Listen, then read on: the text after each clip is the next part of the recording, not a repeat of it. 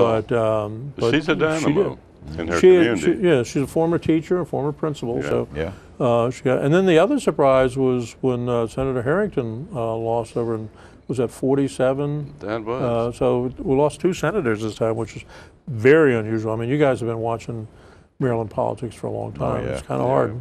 Or it's unusual for senators. Well, I was I was disappointed. surprised with Harrington. Yeah, but like I say, So that's some and if surprise. you look at the 23rd team, Senator Peters is coming back. Yeah. Geraldine Valentino Smith will replace the outgoing Jerron Levi, so there'll Yeah. be 3 people there.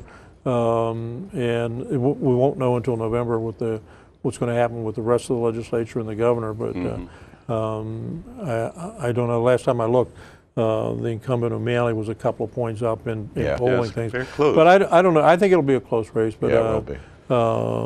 but you have 2 good campaigners there. That's the Yeah. operative word, campaigners, Yeah, not politicians. Yeah, there's 2 good campaigners there. What's going to be interesting is watching. You're starting to see both of them come on television now with ads and Oh, stuff I like know. that. And the ads are so silly, some of them. Well, I think I watched an ad that O'Malley had, which I thought was very effective. It shows him in shirt sleeves and tie, walking in the neighborhood, saying, "This is the neighborhood I grew up in. This is where I learned these things." And then he cuts on to a bunch of kids of talking about the value of education. I think it's a very effective ad. Those Makes are. him look like a real person and make him, talks about something that's really important to people.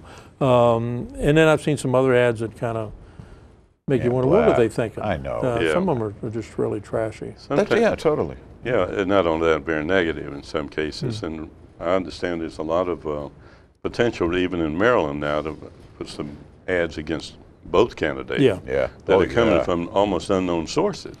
Yeah, well, And all I understand is geared to negative. That's something. Yeah. I got an email on that. Watch out for this ad and all. Here's Yeah. the $1,000,000 question. what Do you is think Shakur Ahmed will run again? I like Shakur Ahmed. He's a nice guy. He's an incredibly bright man. Yeah, he's a nice He's guy. an honest guy. He works hard in that election. He came in, He just goes over the top a bit. yeah. But like I say, I'm impressed. I think I think he's an honest man. I think he's a good family guy. Sure. And he worked hard in that election. In this case, he was running against an entrenched incumbent, Mr. Hubbard, and a dynamic candidate in Geraldine Valentino. The other 3, I can barely remember their names. Yeah. Well, I mean, it's surprising me that, we had predicted early on that it was going to be Valentino Smith, 1, And Hubbard. 2, and then he would probably come in 3rd. But it and then didn't. the other candidates came in 4th, 5th, and 6th. And that's basically the way it came out. No, Geraldine came in first. That's what I said. Valentino Smith she did. 1st and Hubbard 2nd. I understand Hubbard is quite upset about that. Well, you may be more in line with conversations than mine, but she had a great campaign. Oh, she ran a great good- campaign. Oh, yeah. She had a good campaign That's right. manager, Yeah, too. but the one thing I sat down with her day one, and I said, just remember a couple of old-fashioned observations. Truman was right. If you want a friend in this business, get a dog. But, and I told her, I said, people are going to offer to help, and they're going to do a lot, and a lot of it's well-intentioned and probably honest, well-meant. But saying something and doing something sometimes are 2 different things. So you've got to take on the responsibility yourself. Get out there and knock on doors, because despite all the sophisticated communications devices, the best way to get to voters is knock on their door. That's right. Hi, I'm here to talk to you about that. That has a profound effect on voters. How many door Certainly knockers did you get? I got only 2, Geraldine None. and Darrell Carrington. Oh, the one that ran against Doug? That's it. Yeah. That's all I got. And I live in the heart of Buckingham. And Yeah. you usually are a target. Huh? Over the years, you're a targeted knock. Yeah. Door knock. Yeah. Well, when you They all do. when you put candidates the all do. moat You around don't. your house, that's usually an indicator, people not. Well, that's a good point. Yeah. That's a good point. That's probably a transfer from those castles in Scotland, right? And you put the little gate up and down so nobody can come onto your property. That's right. Yes. That's absolutely Yeah, correct. that's it. That's the only excuse I can say, John. You're not the editor anymore. The reason they didn't get there. But now that you're back in action, Now I'm back. Yeah. Yeah. Oh my goodness. make a difference. No But you telling. overall, and you as well, you're both pretty pleased. I think I am. so. You mean with the election result? Yeah. I think so. I think there's room for optimism. I think the county and the state still have some basic economic problems that they've got to work through. Oh yeah. The county's still got to go back and look at some serious priority assessment. Now, one of the things I'm really pleased with, one of the conversations I had with Mr. Baker early on was, assuming you win, one of the first things you're going to have to do is hire somebody to, be your personal review. Go line by line, go to the county executive's office, go to the county council's office, go to each department, and find out if everything that's in there is doing what it was intended to do, and is it doing well. If that's the case, then you leave it. If you get any other answer, cut it and move on.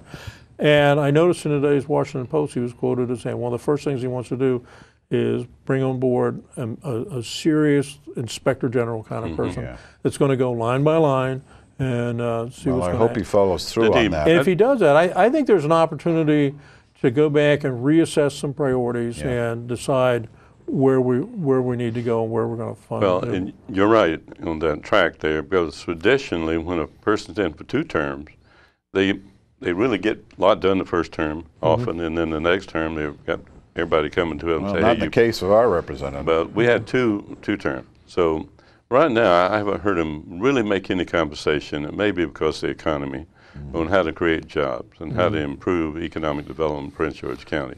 That's been started off the front page for not only during the economy, but the last 8 years. Yeah.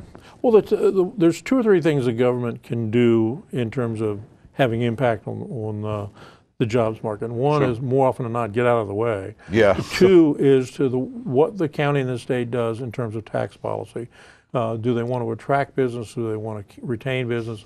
And those are tough decisions, because if you cut income because you're going to cut business taxes, that means you either have to cut some service or you have to raise taxes somewhere else. Right. And that's where people are just reluctant, to say about it. One of the things that's been great about Bowie, and I think one of the numbers that I'm most proud of, when I became mayor in 1998, the city's tax base was about $1 billion.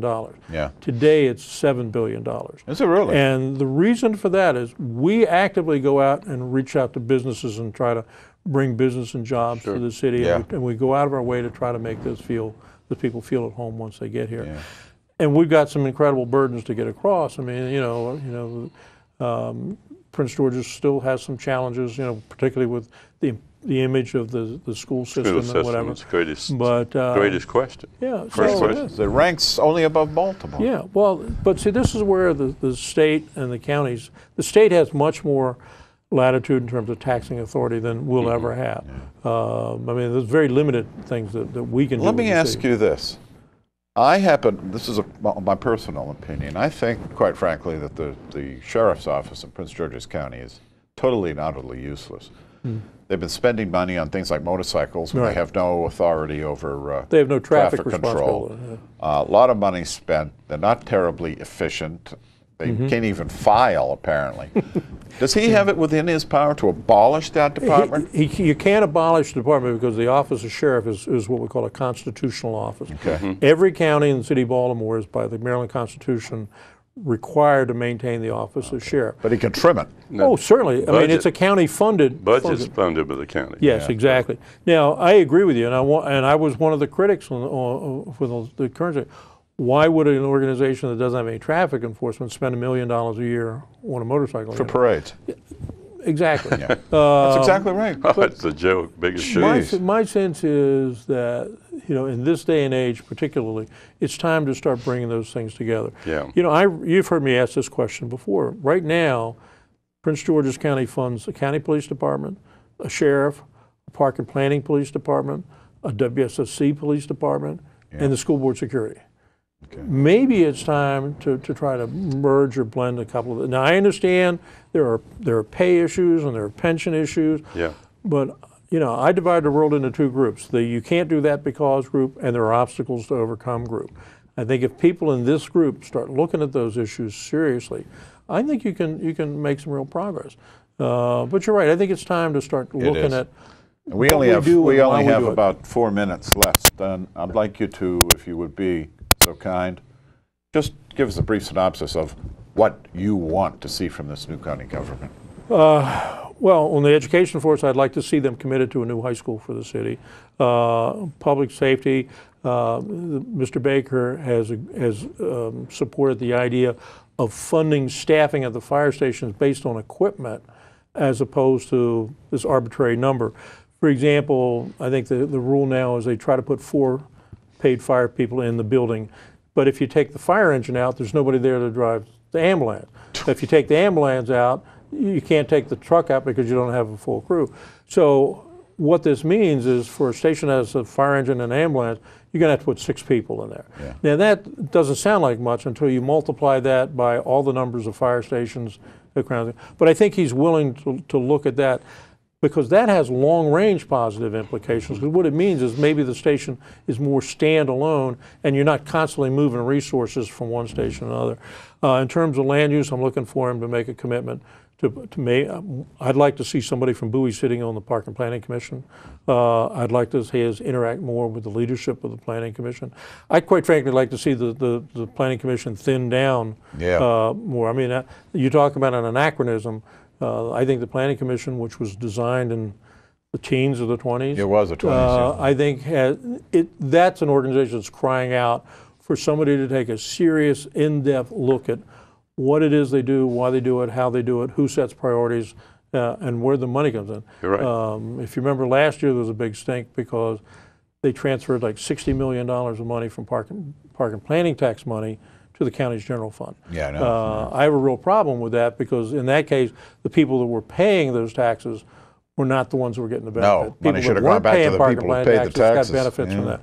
Plus, I have this other problem. If you read the state law that creates the Planning Commission, there is no provision for them to have a reserve fund. Yeah. And if you've got $60 million laying around, you've got too much money for them to have laying around. Right. So I'd like to see some efforts there. There's obviously some roads and traffic issues that we need to do, and some additional public safety presence. And sooner or later, they've got to put the hospital situation to rest.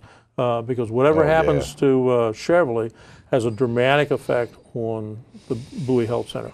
Now, quite frankly, I'm getting a lot of inquiries from Anne Arundel in Arundel Hospital, who has an interest in looking at seeing whatever happens here. I think they're in the wings. They're ready to start buying the pieces. So I think Mr. Baker's got a big plate. He does indeed. I think he's got the opportunity. The big question, the key to this will be who he brings on board. If he brings in people out of the political campaign, it may be more of the same. If he brings in true professionals. On that note, absolutely, we have to say that's why I'm goodbye. Optimistic. No, I'm optimistic too. I have a lot of faith in Just Baker being with the two of you, I'm optimistic. Of course now. you are. And thank you. That wraps it up, by the way. Okay. Thank you to our viewers. We'll see you next week after this fascinating conversation with His Honor. I don't know who could possibly fill in, but we'll find someone. Good night, and thank you for tuning in. Okay.